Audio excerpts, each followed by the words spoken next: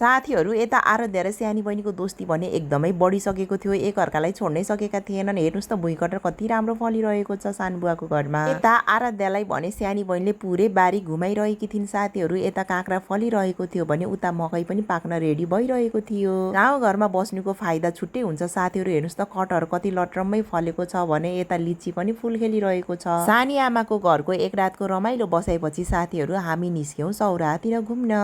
ता एउटा जिप नै बुक गरेर हामी चाहिँ सौराहातिर लाग्यौँ साथीहरू। यता आराध्या भने यति धेरै एक्साइटेड भएकी थिइन्। अब चितवन घुम्न आएर सौराहा नघुमिकन गयो भने त ठुलो पाप लाग्छ नि साथीहरू। सौराहा त घुम्नै पर्यो, त्यही भएर हामी सौराहा घुम्नतिर निस्कियौँ। अब हाम्रो इन्ट्री हुन्छ चितवन नेसनल पार्क साथीहरू। अनि जिप सफारी पनि गर्नु पर्यो नि भनेर हामीले चाहिँ यता जिप बुकिङ गर्दै थियौँ। अब भने हाम्रो इन्ट्री हुन्छ चितवन राष्ट्रिय निकुञ्जभित्र साथीहरू। अनि यता एउटा गार्डले हामीलाई पुरै गाइड गर्नुभएको थियो। आराध्या भने गार्डको पछि पछि हिँडिरहेकी थिइन्। बाहिर भने हामीलाई घामले पोलेको थियो साथीहरू। तर यो निकुञ्जभित्र इन्ट्री गर्ने बित्तिकै एकदमै चिसो शीतलो भयो जस्तो फिल भयो साथीहरू मलाई त। यसरी चितवन आएर चितवनको राष्ट्रिय निकुञ्ज घुम्न पाउँदाखेरि मलाई एकदमै खुसी लागिरहेको थियो साथीहरू।